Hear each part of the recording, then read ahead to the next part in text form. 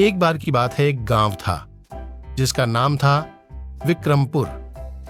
विक्रमपुर बहुत खूबसूरत गांव था। वहां हरे भरे पेड़ और सुंदर बाग बगीचे थे। विक्रमपुर में बहुत सारे व्यापारी रहते थे जो तरह तरह के व्यापार करते थे।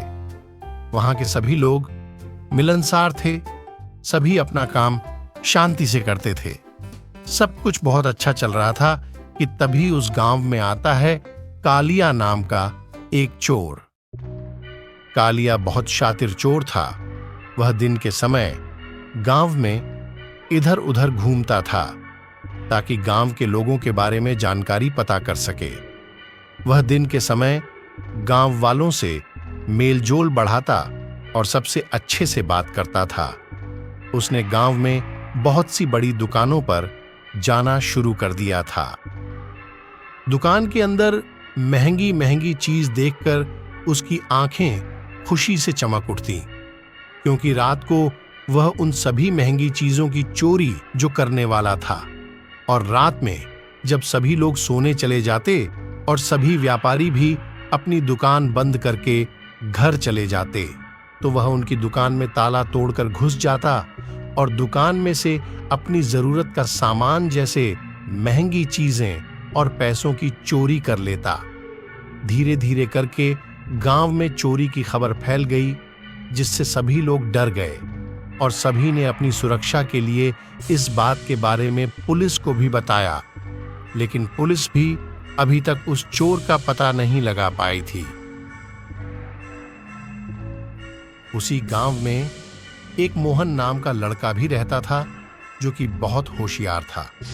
जब उसे इस बात का पता चला कि गांव में कोई चोर है जिसने सबको परेशान किया हुआ है और जिसे अभी तक कोई भी नहीं पकड़ पाया है, तब उसने गांव वालों के साथ मिलकर चोर को पकड़ने का फैसला किया।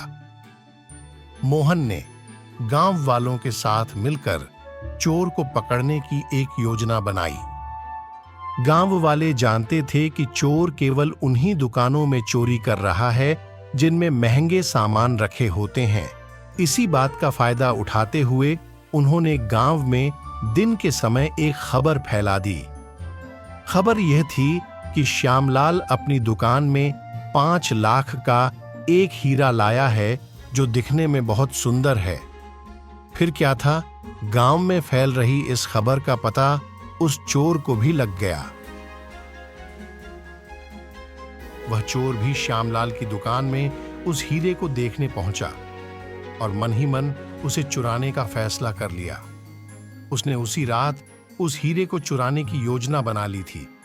उसी रात मोहन, श्यामलाल और पुलिस तीनों पहले से ही दुकान में छिपे हुए बैठे थे और चोर के आने का इंतजार करने लगे। आधी रात होने के बाद वह चोर ताला तोड़कर उस दुकान में घुस गया। जैसे ही वह हीरे को चुराने के लिए उसके पास पहुंचा, तभी मोहन, श्यामलाल और पुलिस तीनों ने मिलकर उसे पकड़ लिया। और इस तरह मोहन की समझदारी से गांव वालों को उस शातिर चोर को पकड़ने में सफलता मिली, जिसने गांव के सभी लोगों को परेशान कर रखा था। सभी लोगों ने मोहन की खूब तारीफ की और उसे बदले में इनाम भी दिया। तो इस तरह मोहन की समझदारी से एक शातिर चोर पकड़ा गया और गांव के लोग पहले की तरह शांति से रहने लगे।